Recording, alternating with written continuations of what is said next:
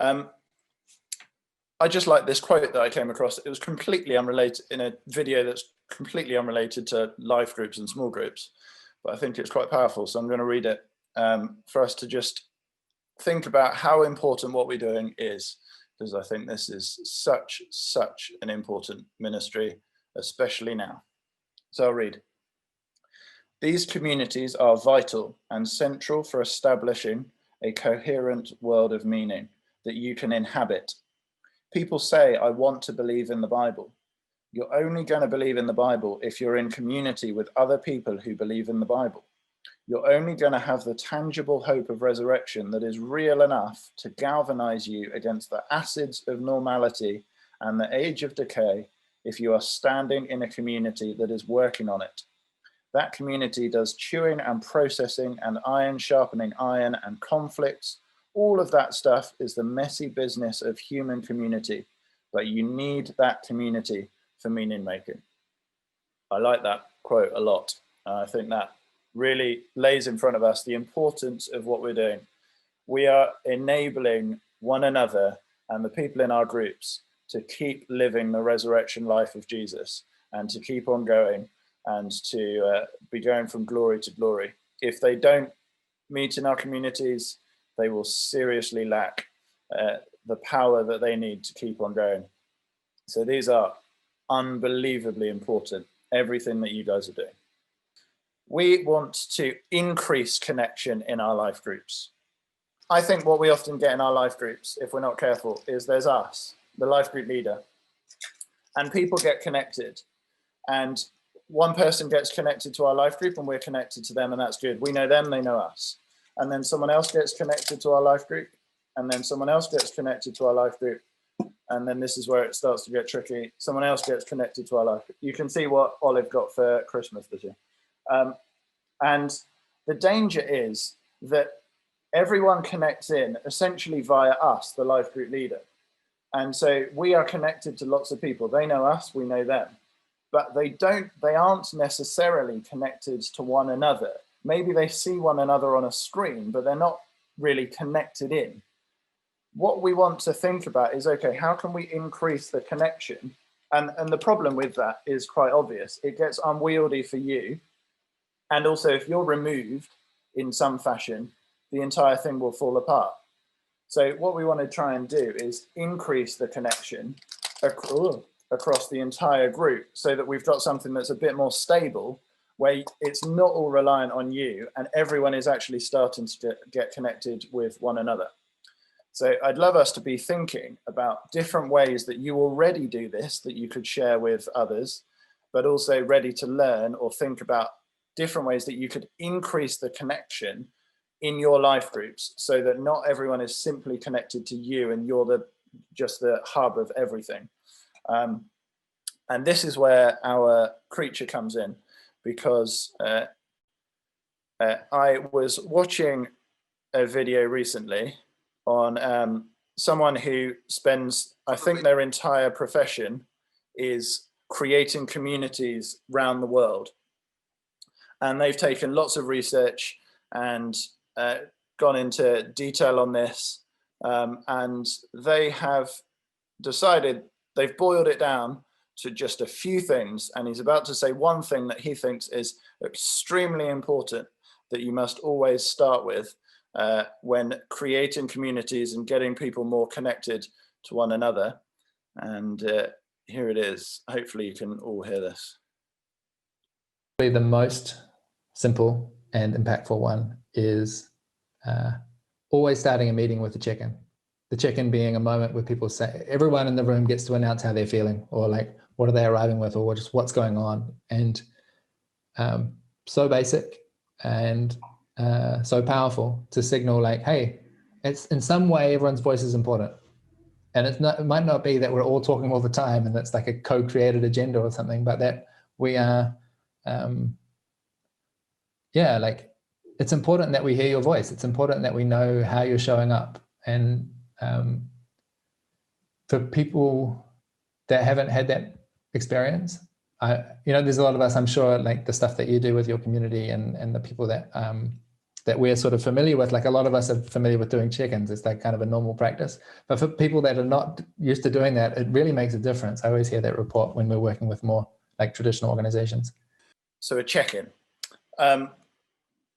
This is probably a bit obvious to many, but we've sort of implemented it in our group more than we had previously. And I think it's been invaluable, these regular check-ins with people. So how we've been doing it is going around the group every single week and asking everyone just briefly to update us. It's not some sort of deep, profound counseling session.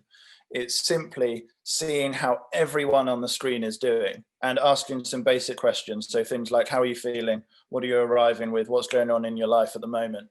Because doing this enables everyone else to hear how that person is doing. Everyone else is able to connect to their life in some fashion. So what you're doing is trying to widen the connection points so that more people feel invested in that person's life. And then it gives people more fuel for prayer, but also just more awareness of what is going on in one another's lives.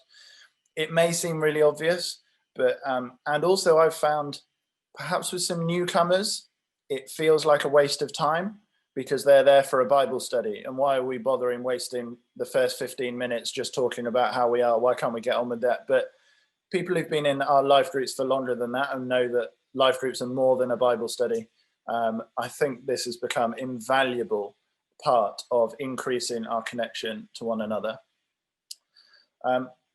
So that's that. And actually, I'd love to hear whether, just off the cuff, what other questions do you think would be good? Shout out any other questions that you think could be added to this list that might be helpful, that you found as quite good. How has your week been?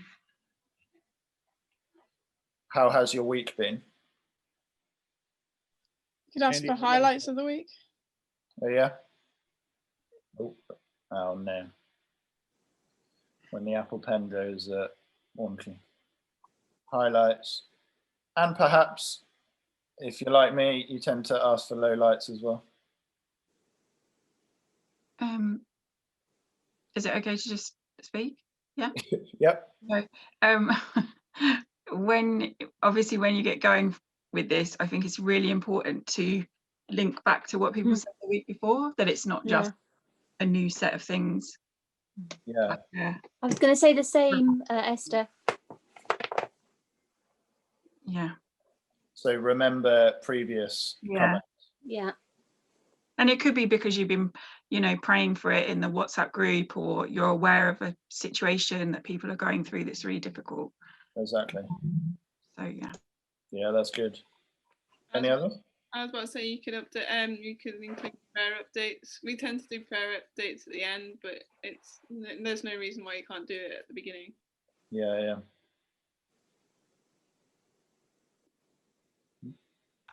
Check-ins seem so important, but how do you work with that in terms of time management?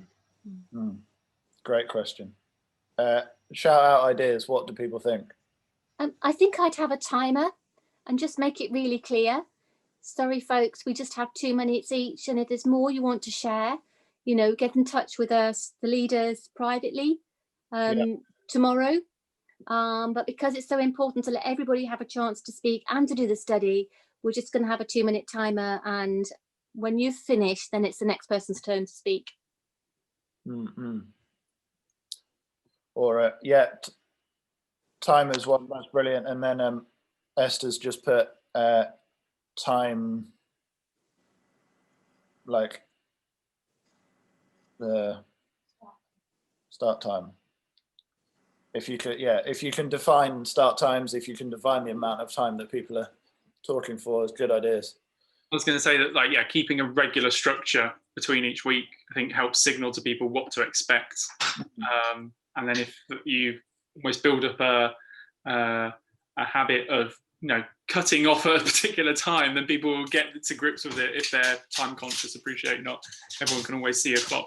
I think that personally in our group, having a timer on screen or on your phone or whatever would be too harsh and might miscommunicate some of the desire that you want to hear from everybody, but you want to hear from people. I think there's a bit of a mixed message there, but appreciate that it's different in each group.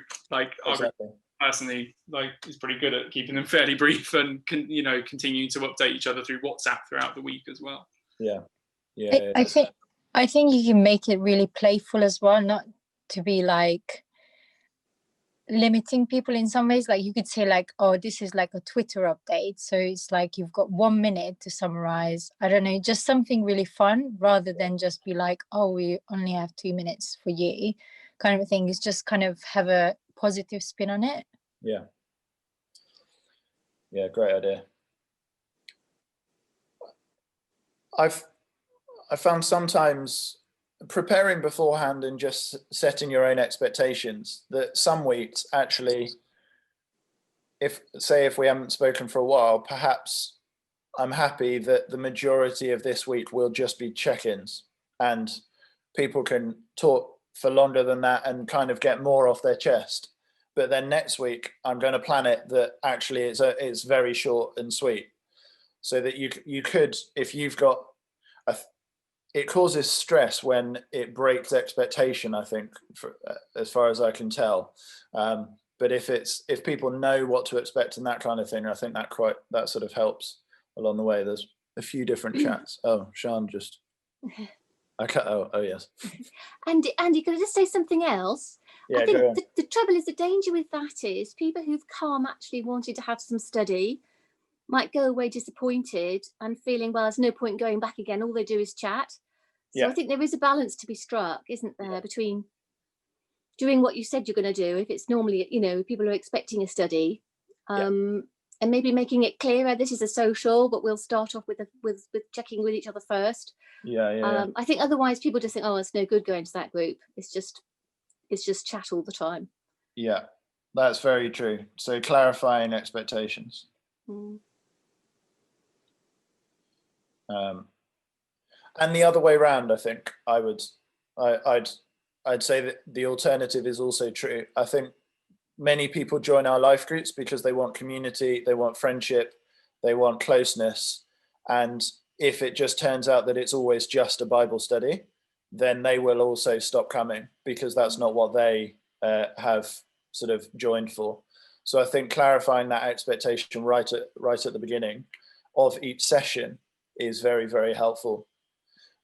So that you're not just, people don't just see you sort of just allowing things to veer off completely off topic or whatever. I think that's a really helpful comment.